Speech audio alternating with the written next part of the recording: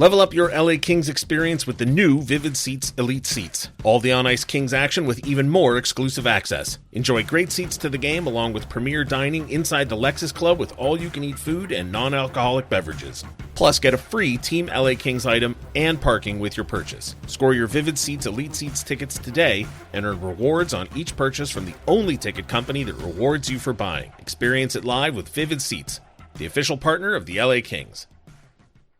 You're listening to an LA Kings podcast. For more episodes of this and every other Kings program, visit lakings.com/podcast.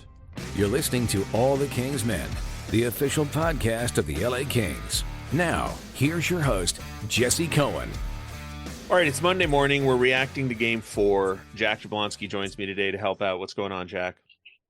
Just starting the week off all happy and and cheery after last night. So before we get into breaking down Game 4, and we will, I want to say that Darcy Kemper was named a Vezina Trophy finalist this morning. Yes. And what should have been a great moment was almost like an extra gut punch after last night's game, where I was like, wouldn't it be great to be coming home up 3-1 and then find after the out, performance, right, and then get that email? Instead, it's like, cool.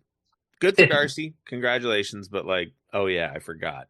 I'm disappointed at how the series is going.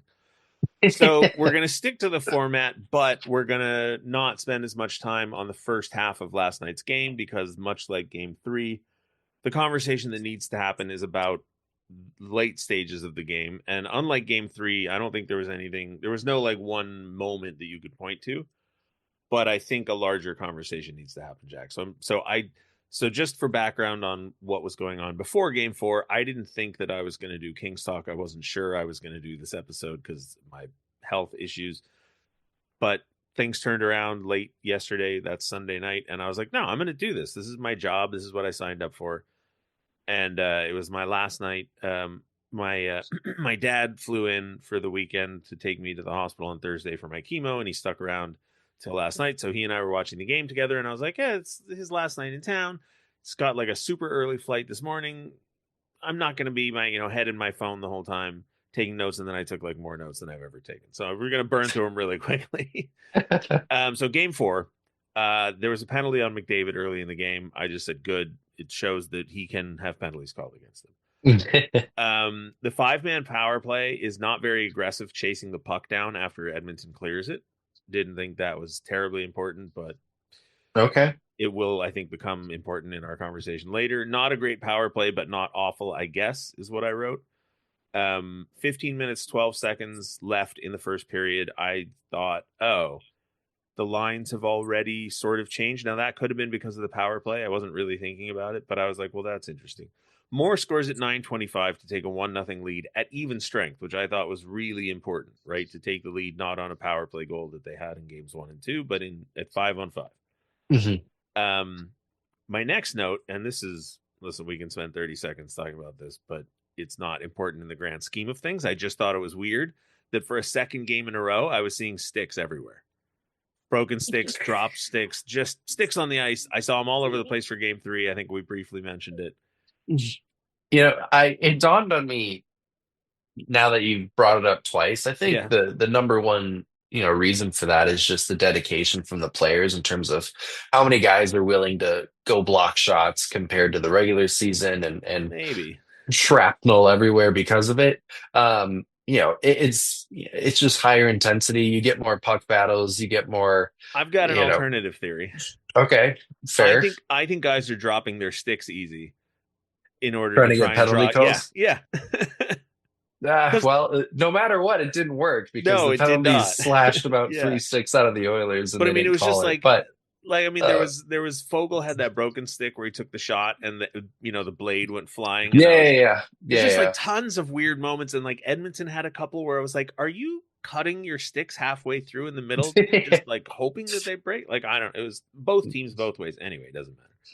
Kings are blocking shots. They blocked a lot of shots last night, a lot in Game 1. We don't want another 5-goal game. Oh, you mean 32? Yes.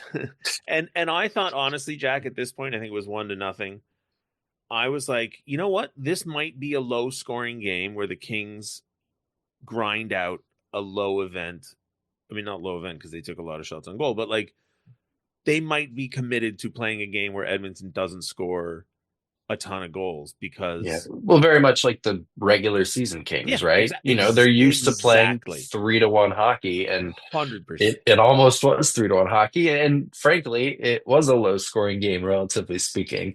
So, But I mean, you put it perfectly. A regular season game. That's what I felt the King. Like Muvrari was in the lineup. They were blocking shots. They looked like themselves pre trade deadline.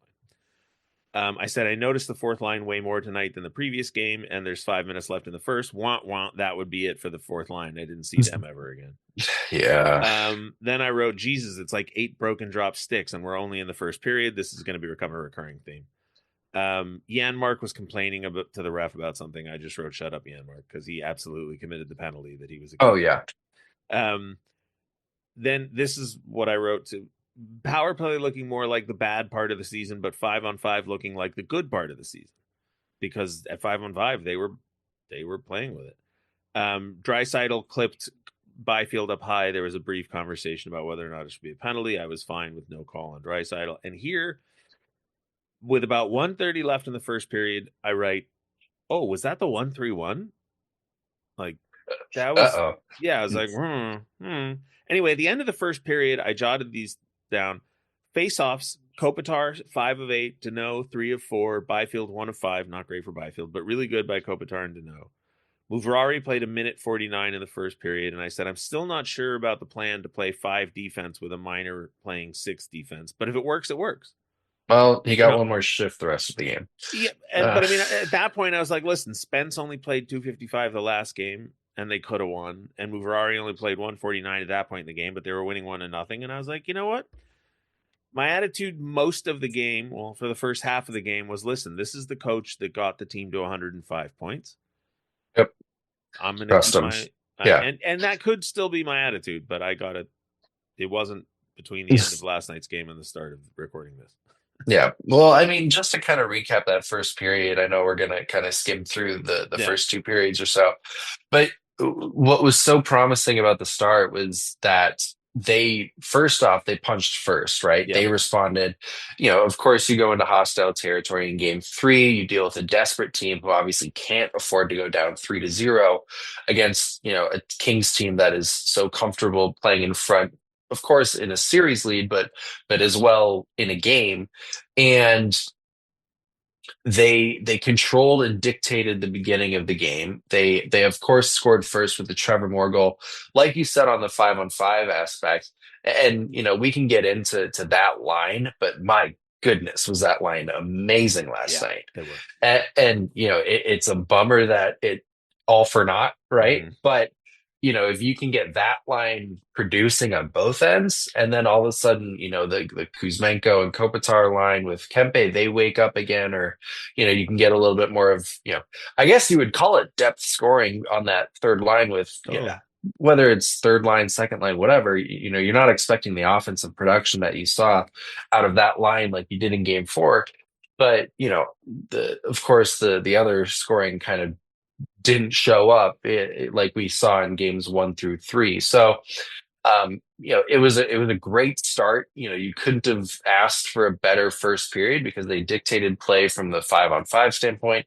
They drew the early penalty. Of course, they didn't score on the power play, which, anytime that Edmonton does score and you don't score on the power play, it's reminiscent of a lot of nightmares that the Kings have had the last 3 seasons. So, of course, that's a topic of conversation, and it's something to take note of as we move into the best of 3 series the rest of the way. But, you got to be happy with the way that they started.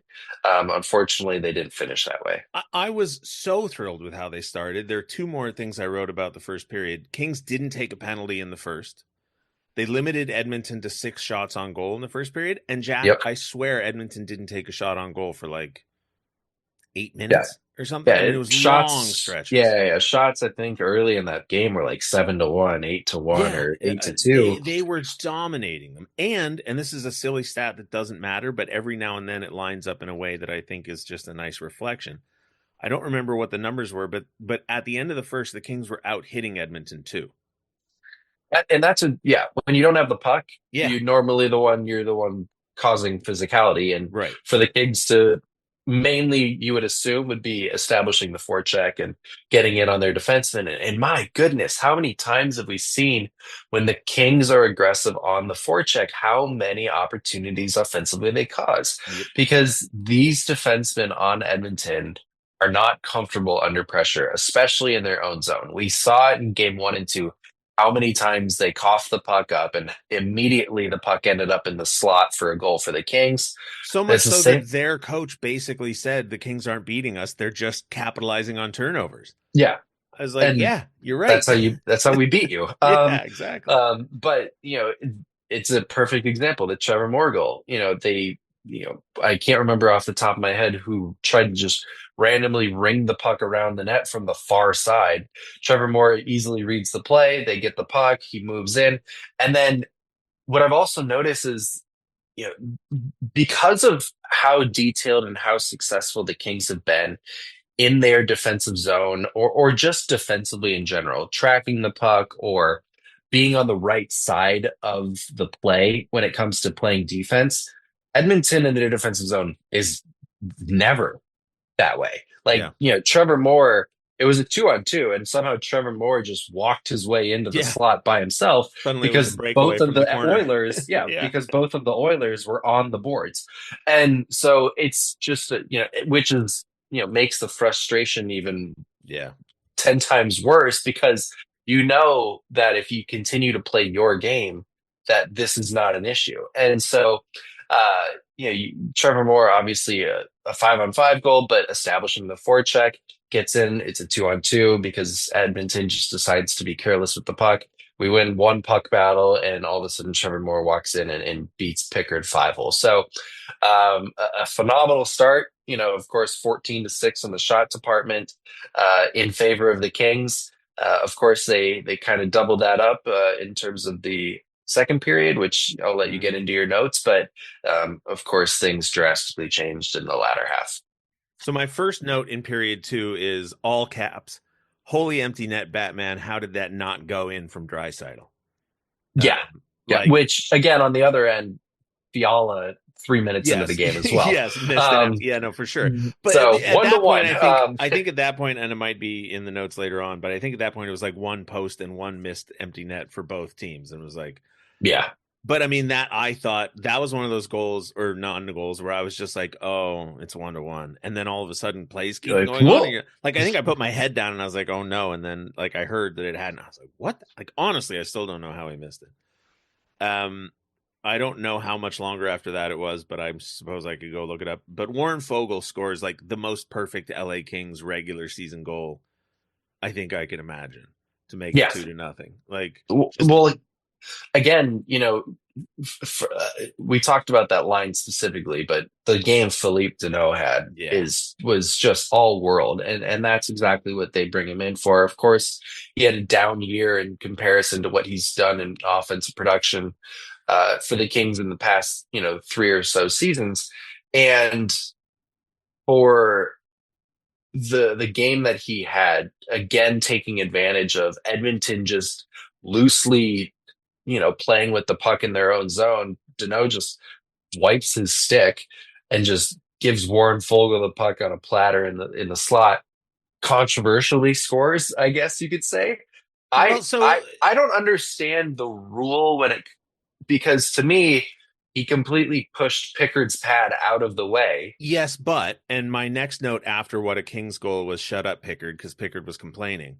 Because Darnell Nurse's Nurse is covering Warren Fogle and he's trying to knock the puck off of Warren Fogle's stick. And both of their stick, people can't see the Zoom call, but I'm putting my hands together to replicate the two sticks.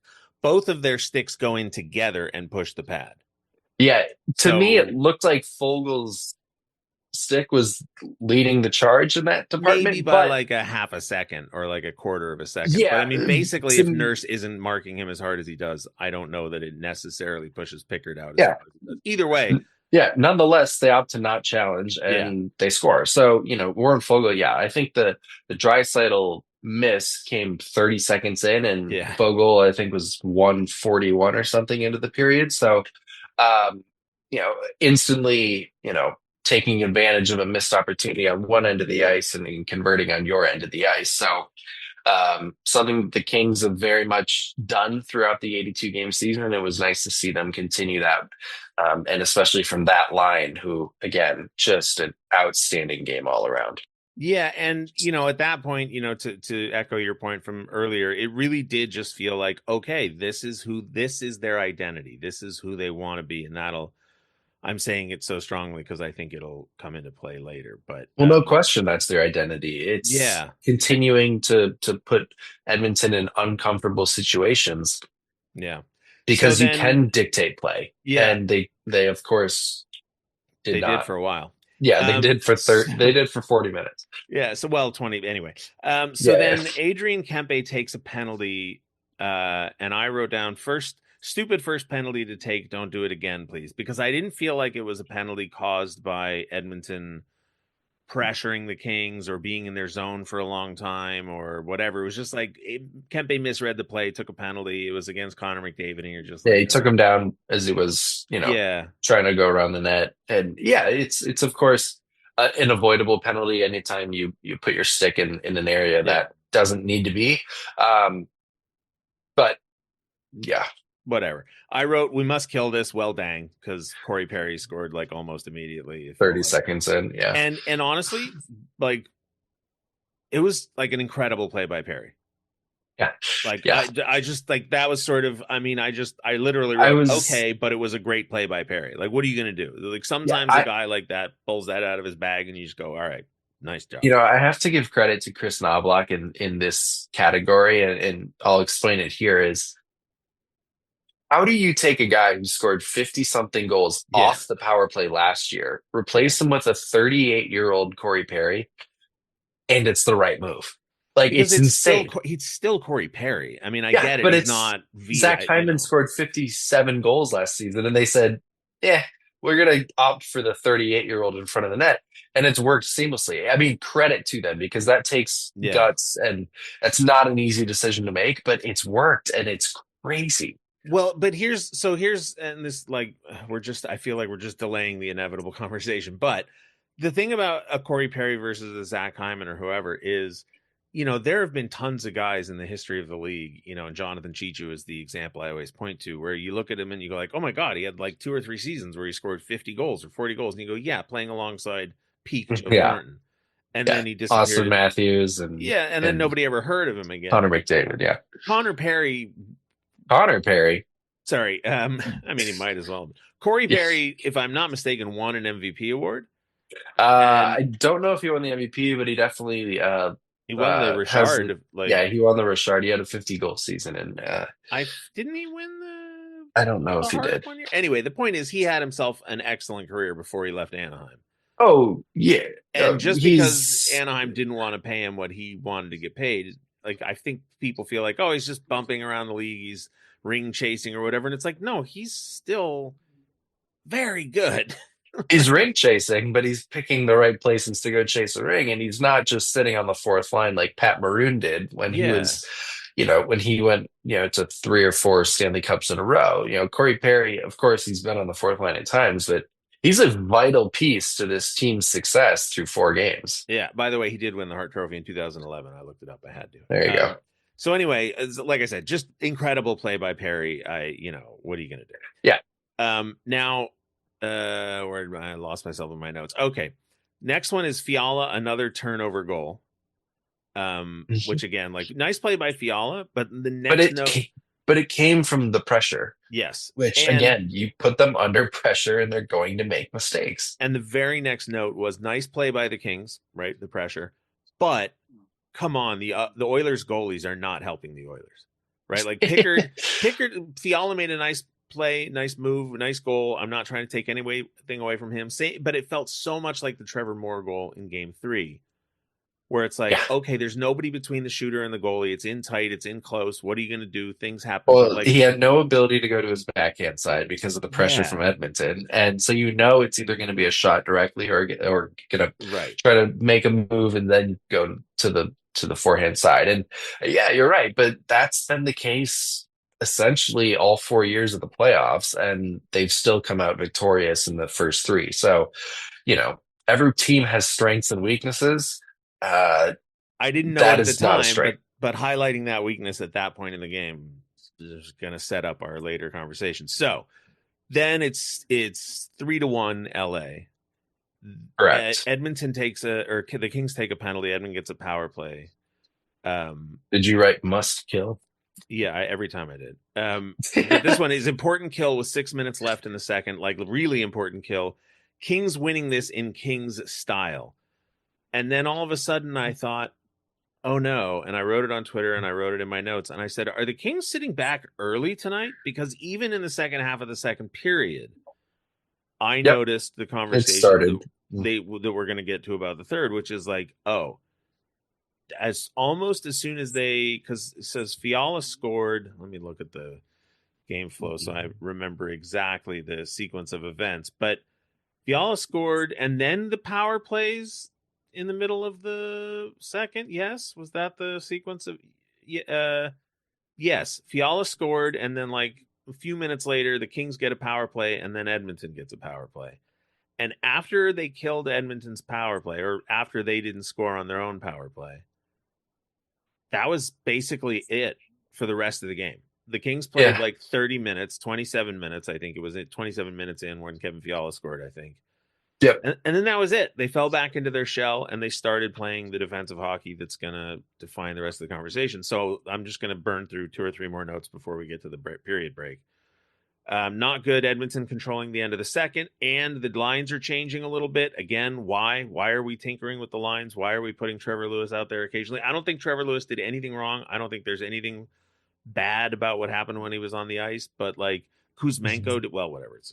Anyway, in the second period, Kopitar went 4 for 4 in the dot. Deneau went 4 for 4, and Byfield went 2 for 8. So another strong night from Kopitar and Deneau in the dots. Yep. In between the periods, Jarrett Stoll said the Kings are playing Kings hockey. You and I have talked about it already. Like through the first 2/3, I would argue 1/2, the Kings were playing exactly the way we'd seen them play. Yeah, it was the 82 games. Successful. Yeah, absolutely. Yeah. So then the third period, I will just I took no notes in the overtime, so all of my remaining notes are going to be okay. The third period. Well, it's deja vu. So yeah, and I'm just going to burn through all of them, and then we can talk about what happened because there's no. All right, sounds good. Yeah. So more playing on their heels, except 1 or 2 shifts to start the third. I shouldn't be this nervous about a 2-goal lead. Kings suddenly struggling to clear the zone. Pause. Yeah. Yes, you should. No, I know, but but not the way they played the first 30 minutes of the game. Correct. And how they played in game 2 and most of game 1 and most of game 3, or 2/3 of game 3. Kemper doing his part, huge saves, about 16:48. Wow, like Kemper was just incredible. I mean, I would love to know the expected goals. I wish I looked it up again. Yeah. And I know I said that after game 3 as well, but oh my goodness. And again, credit to him on the Vezina nomination. Yeah. Well deserved.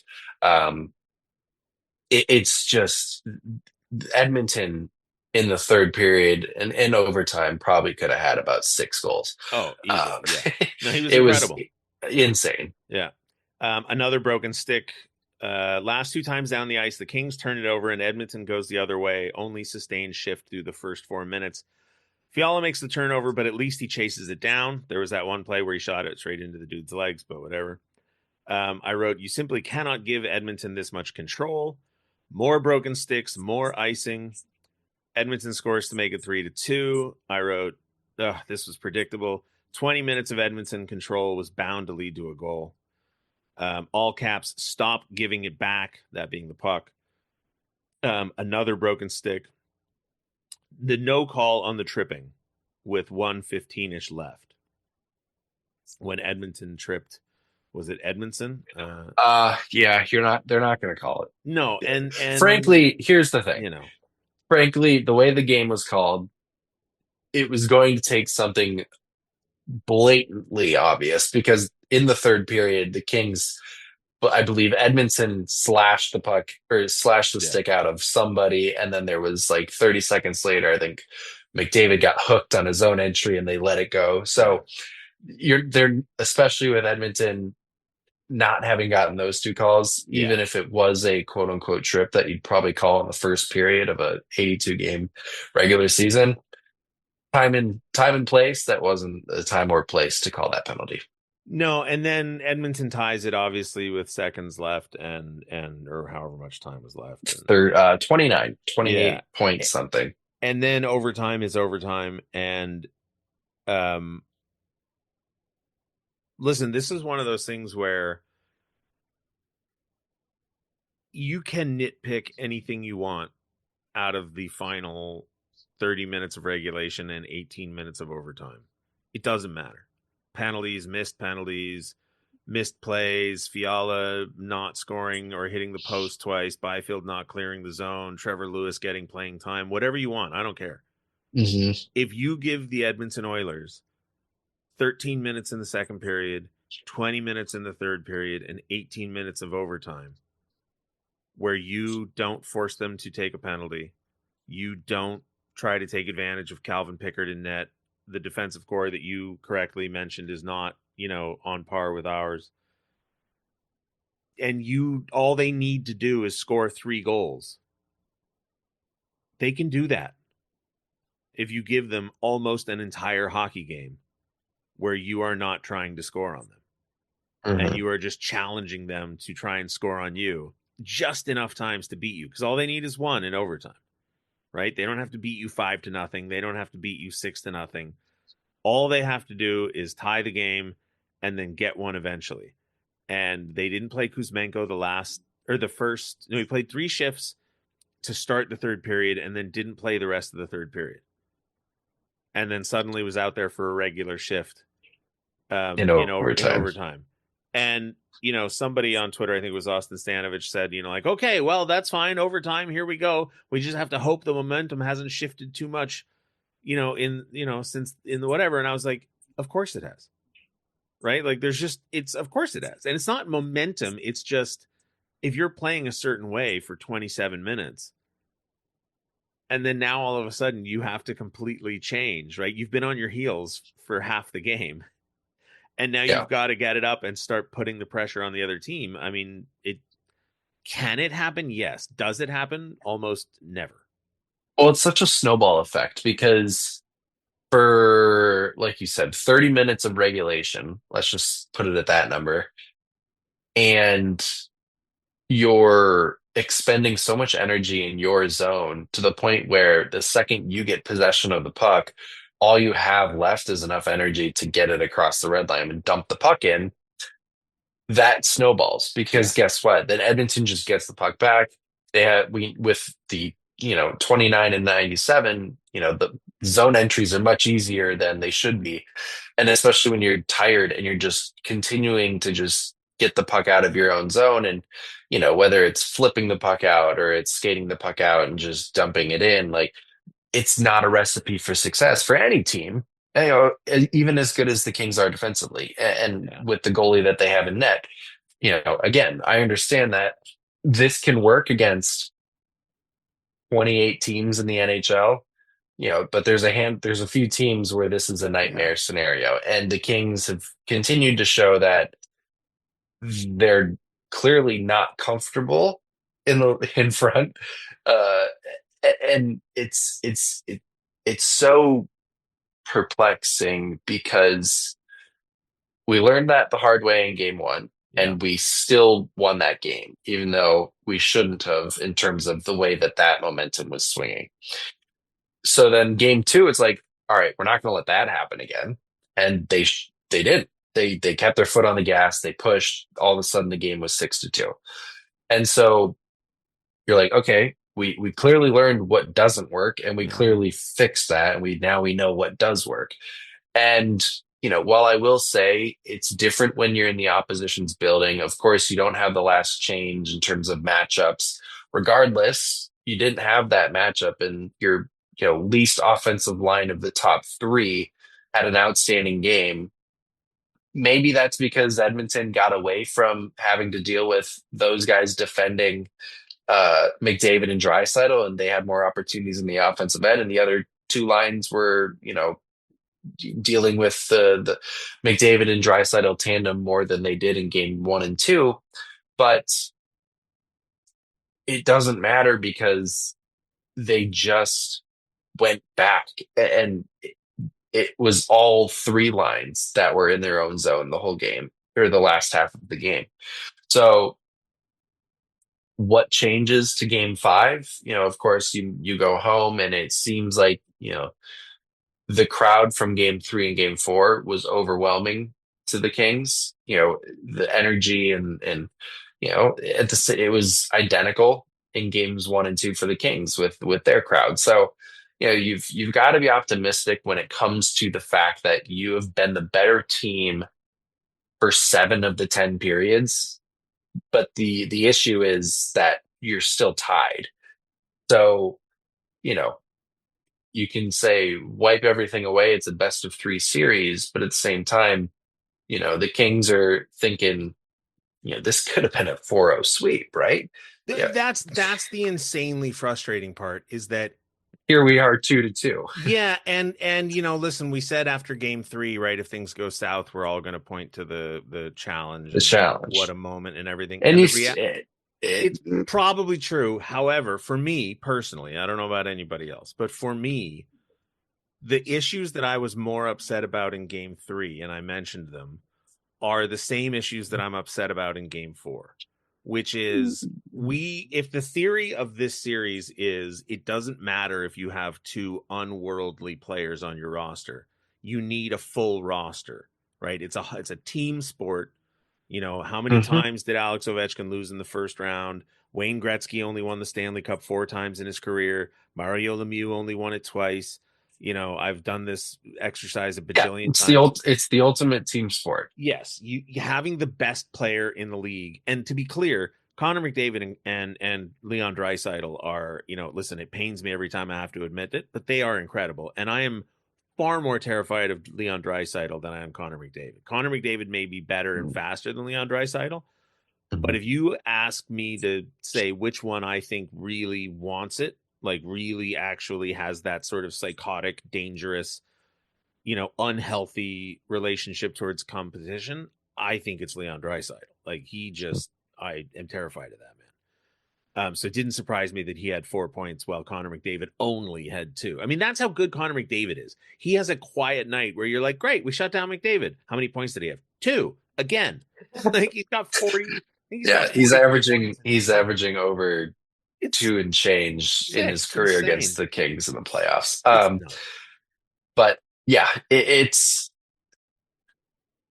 a narrative where the hardest part, I think, mentally is the having had it and having had it taken away, and then having to go back and re-get it, right? Yeah. So the Kings had a lead, within minutes, within seconds of having a 3-1 lead, within minutes of having a 3-0 lead in the series. Both of them taketh away. Yeah. And now it's like, okay, now we have to go back and do it all again just to have something that we already should have, right? Yeah. So that's the mental battle, right? And of course you have the veteran leadership in the locker room that can try to, keep the positivity or whatever. But the reality is they essentially allowed Edmonton to come back and give them give them another game. So here we are, right? Best of 3. Yeah, you're right. It is a best of 3. I want to talk about the notion of veteran leadership and keeping it happy or whatever, because this is one of those things where I was reading, and I hadn't really thought about it before. I was reading some tweet or article or recap, or I don't remember what it was, but they said, like, listen, that kind of conversation is sort of not as important as the real conversation. And whether or not one agrees with what the Kings did in the third period of games 1, 3, and 4, you can't argue that they were out of control. Like, it was a deliberate approach, and they did it. And I think I wound up cutting myself off in the last little rant I went on. The theory of this series is that the Kings can beat you with depth, and it doesn't matter if you have the two best players. But if you chop your own depth off, 3/4 of the way down the roster, well, then you don't actually have depth. You can say our top 9 are better than your top 12. But if they have 12 and you have 9, and at one point you have 8 because you're not playing Kuzmenko for half a period or more, and you're not playing 6 defensemen, you're only playing 5. And then late in the game, I said it in game 3. I don't know if the bad faceoffs were a result of fatigue. Now, I don't think they were, because it turns out Kopitar and Danault had great nights in the faceoff dot, although it was a weird night in the faceoff dot. It's not really that important anymore. But if you're not going to play your full roster, then what that means is you don't have a full roster. If Tanner Jeannot getting hurt and not being available through the first 4 games of the series means that you don't have faith to play your fourth line, well, then I am sorry, you do not have a fourth line. And I don't say that as any disrespect to Jeff Malott, Alex Turcotte, Trevor Lewis, Sammy Helenius, or anybody else that might find themselves on that line, because we don't know, because they've played like 8 minutes through 4 games, if that. Yeah. Malott 227, Helenius 144, Lewis, of course, 519, who replaced Kuzmenko for half the period in the third. I agree. I think it's interesting because you look at the way that the Kings have been successful through 82 games, and listen, I understand that just because you're successful across 82 games doesn't mean that you can be successful playing against a certain team the same way. Edmonton is a different beast. We know this. We know how dangerous 27 and 99, 29 and 97 are, especially against players of fourth line-esque, quote unquote skill, or whatever you want to say. So we understand that, in terms of matchups, you have to be careful because they have clearly taken advantage of teams and opportunities when you have your fourth line on the ice. So I get that you're playing a dangerous game if you're in the area of having that line on the ice when those guys step on. So, of course, there's a time and a place to put them on the ice. But like you said, the reason the Kings were so successful throughout the year is because of their depth, right? Of course, we're talking about the offensive depth, mainly 1 through 9, but the fourth line's contributions, not just offensively, but what they had done throughout the year. They had spent time in the offensive zone. They created opportunities. They're big, they're mean. They were able to throw their body around, and they showed that a little bit in the first period. And then all of a sudden it was just like, well, we're done with that. Yeah. They've gotten their ice time, right? And it's like, well, no, they've played 227, 144, and probably identical for Trevor Lewis through the first period and a half as well. So yeah, it's at times as the fourth line seemed like they've been overwhelmed, maybe a shift or two, but they have played in the offensive zone and they haven't looked too out of place. But it's clear that Jim Hiller does not trust them to play when, I guess, it quote unquote matters most. Which I want to sort of touch on for a second. So I don't want to make this all about let's blame Hiller, but I have seen this comment brought up a few times. If you don't trust those players, which whatever, it's not as if the other players on the team aren't committing errors, right? Like, say what you want about the strategic approach to sitting back for 30 minutes, 50 minutes of a hockey game, if you include overtime. Oh, yeah. Say what you will about that, but like, the Kings have struggled to clear the zone in the third period in games 3 and 4, and not struggled just because, and it's not like just fatigue or just strategy. It's like, no, it's passive decision making. Listen, I'm not going to harp on Quentin Byfield failing to clear the zone too much, because like stuff happens.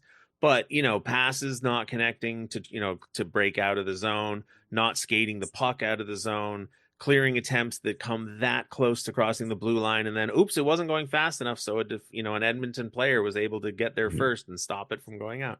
Yeah, I So mean that's a combination of fatigue as well, right? it plays a Because factor for sure. But then if you're that yeah, fatigued, then overtime lasts 30 seconds because Edmonton just comes in and scores. But it took them 18 minutes, and the Kings had some. It's not like the Kings didn't have a shot on goal in overtime. They were out there.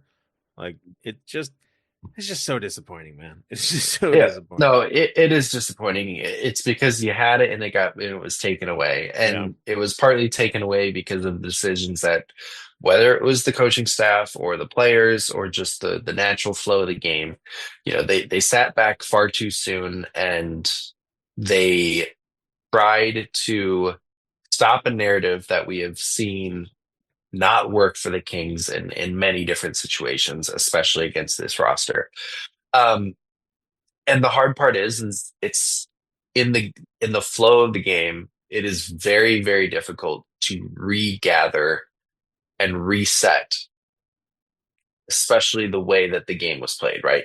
First 30 minutes, pure Kings hockey, Yep. As perfect as you could, depict how you should play and how you should play against this Oilers team. They opted to change the way that the game was played. Of course, strategically, they went to a different, option. And when it got to overtime, you can't, with a snowball going down the hill, getting bigger and bigger for Edmonton, it's impossible to push it back up the hill. And the Kings just could not find their footing in overtime. Say what you want, the shots were 17-7. I think Edmonton had over 100 shot attempts in the game. Of course, 48 ended up on the net.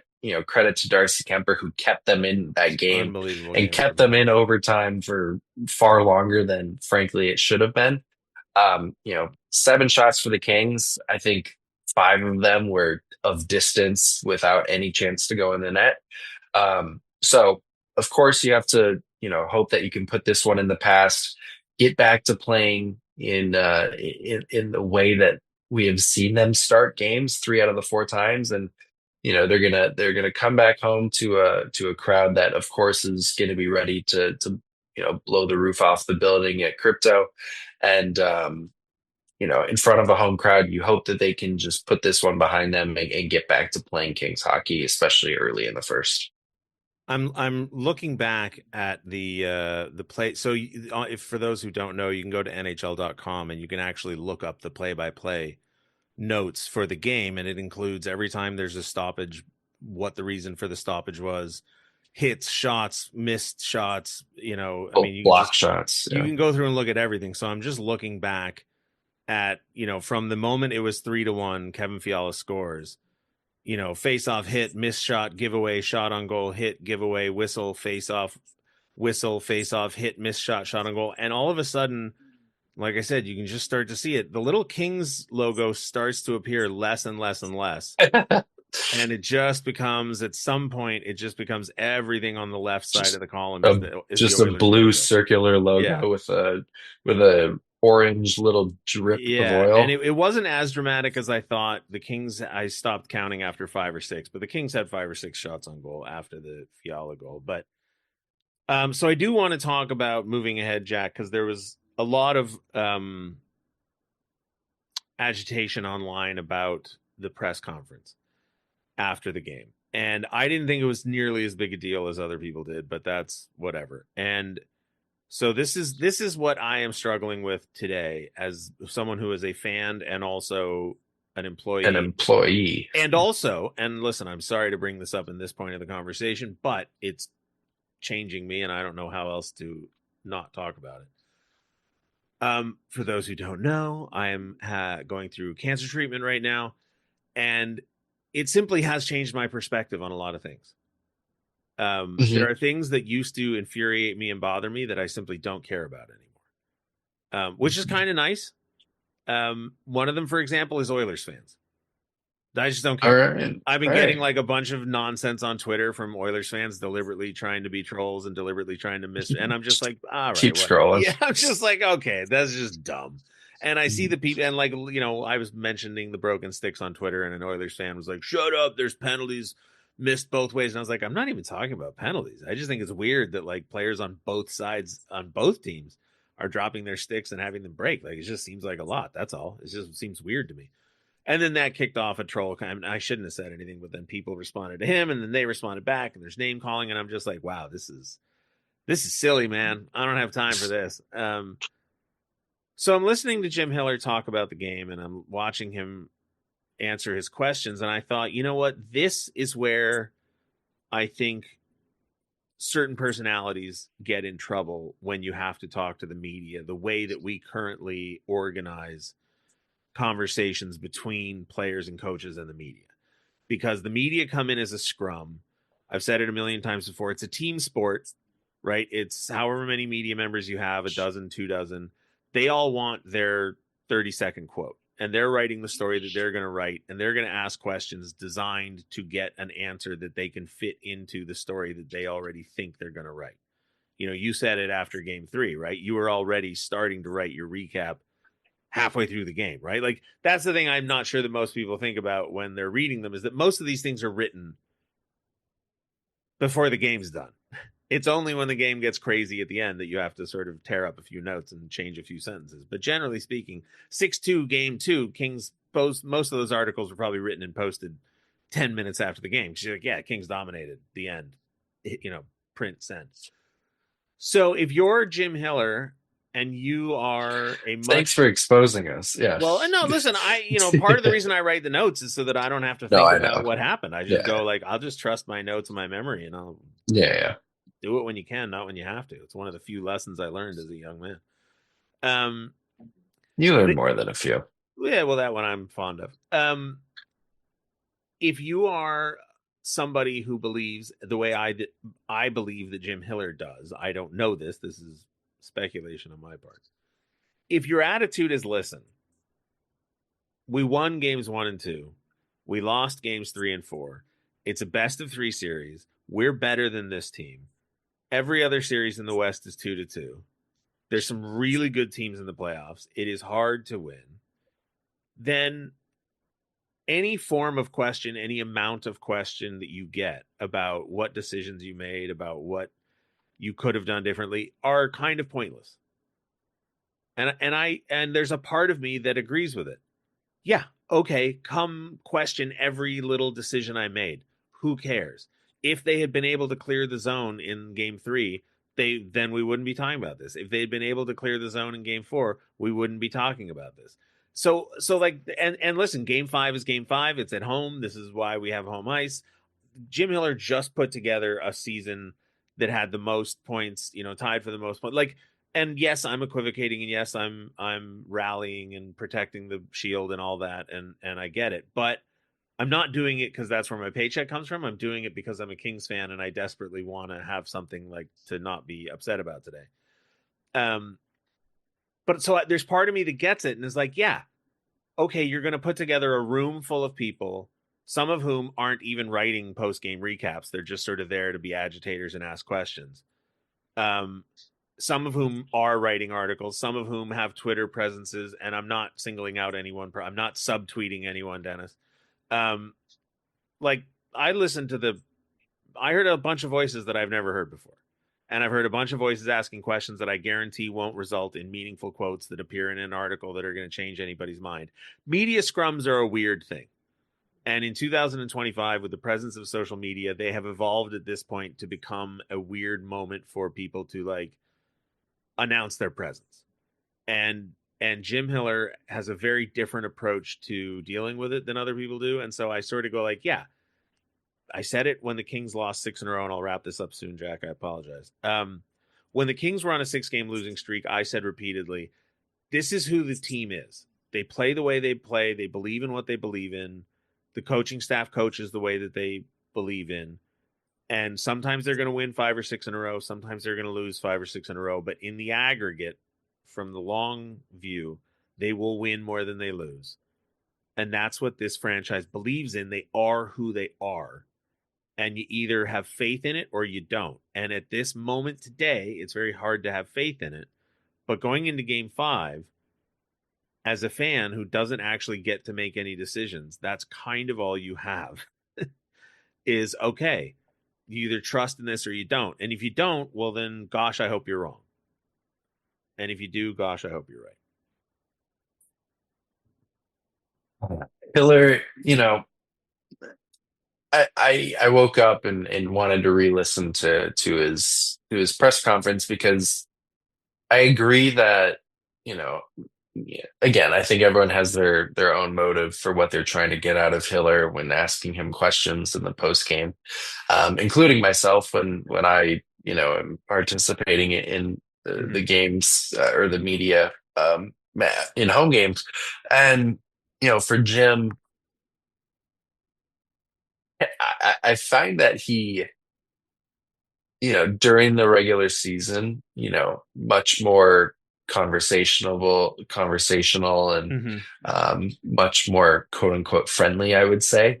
I don't think he has any time or care for any of the questions and wanting to deal with, No.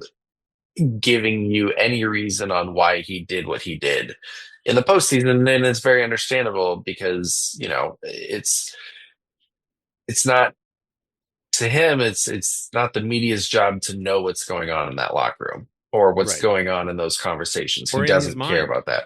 Yeah. And he doesn't care because he shouldn't. And no. Sorry, I told you I was done. I'm going to jump back in. That once I actually kind of like it because the reality is, who cares? Like every question that was asked of him last night, and I saw somebody on Twitter say like Dennis's question was asked politely and respectfully, and I was like, well, no, it wasn't. And no disrespect to Dennis, I don't think he should have phrased it any differently or done anything differently. But Dennis and a few other people essentially asked Jim Hiller, "Hey man, why are you so dumb?" That was what was really being asked. They didn't say it that way, but that's essentially the question. I mean, just to put a little bit more context, it was, why are you sitting back so early and just allowing Edmonton to just enter the zone whenever they want? And Jim was like, not with all due respect. I don't know how much respect. Yesterday, we talked about it the day before. Like, we're gonna again. It's like, it's what's the definition of insanity, right? Doing the same thing, expecting a different result. That was kind of the question for him. And, his response was, well, to us, it's not insane. And, but you just said it so perfectly. And I'm glad you phrased it that exact way, because I was thinking about this a lot last night because I am trapped with my own thoughts more than ever these days. A good villain in literature, Jack, is a villain who doesn't think that what they're doing is wrong. Because if you know what you're doing is wrong, like that's I think the real issue in this conversation is that if you think the LA Kings coaching staff agrees with you and is making their decisions anyway, then you are essentially accusing them of being insane. Yeah. Because like you said, the definition of insanity is doing the same thing and expecting different results. I don't think the LA Kings coaching staff is insane. I think that they think that this will work. And if you strongly disagree with them, and if you are going to repeatedly ask them the same question, then what you're saying is, we know you're not crazy. So why are you so dumb that you don't agree with us? And the only answer to that is, well, I'm not having this conversation with you anymore. It's why I don't talk politics with anybody anymore. Because the fundamental beliefs that and I'm sorry, now we're getting totally off the rail, but like if you and I are going to talk about a subject, like is red the best color or is blue the best color? And you think it's red and I think it's blue. Well, every other part of the conversation we have beyond that starting point is meaningless because our fundamental beliefs simply don't align. So it doesn't matter what we think about purple or green or yellow or orange or whatever. Like we disagree about the fundamentals. And so if you're the coach and you're standing up there and everybody in the room just wants you to explain why you see the world differently, then there's no point in that conversation. So you just go, all right, next question. And Jim likes Dennis, to be perfectly clear. You and I have seen it a million times all year long. They get along. There was nothing contentious or weird or like that was a pretty normal interaction from my perspective. And I was like, this is not a big deal at all. Yeah, they banter back and forth. But, just to kind of put a bow on on this conversation, it begs the question of, is that the best recipe for success when you're leading by a goal or 2 goals late in the game, right? Of course, at some point, you're going to be on your heels. Edmonton is that good. Yeah. They have the offensive firepower and the 2 best players debatably in the world that can score or create or just make something happen out of nothing, or anything. But then the question is, well, if they can make something out of nothing, why are you giving them something? Yeah. Right. So It's again, a really good way of putting it. so it's a matter of, can the Kings keep their foot on the gas pedal longer into the game, or are they going to, falter back if they're leading by a goal, if they're leading by 2 goals? We're going to find out, and that narrative is likely going to be put to the test again in the next 3 games, assuming 2 out of 3, whatever. So we're going to find out if the Kings decide to make a different approach, or if they sit back again leading by something as time runs out. But Edmonton forces you to make that decision because of what they have offensively. So we'll see. Of course, a frustrating split through 4 games for the Kings fans. Again, going back to what could have been, or what they thought they had was taken away. But they very much have, unfortunately, partly done this to themselves as well. So we will hopefully recap a game 5 in a better mood and a better result. But we'll find out come Tuesday night at crypto.com. Yeah. And you put it perfectly again.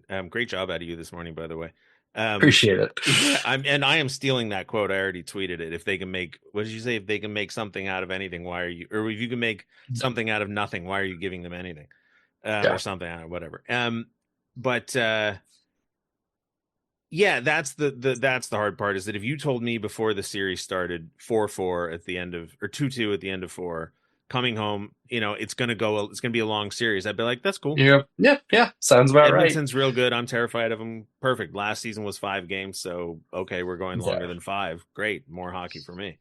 It's just that it's like, it could have been 3-1. It could have been 4-0. It could have been a sweep. Like, I'm not going to get into that, but anyway, Jack, thank you very much for joining me this morning. I appreciate it. Of course. And, if this was an episode of Ted Lasso, I'd slam the believe sign on the way out the door, but it's not. It's a podcast. So I'll just say thanks for listening, Kings fans. We'll talk to you soon.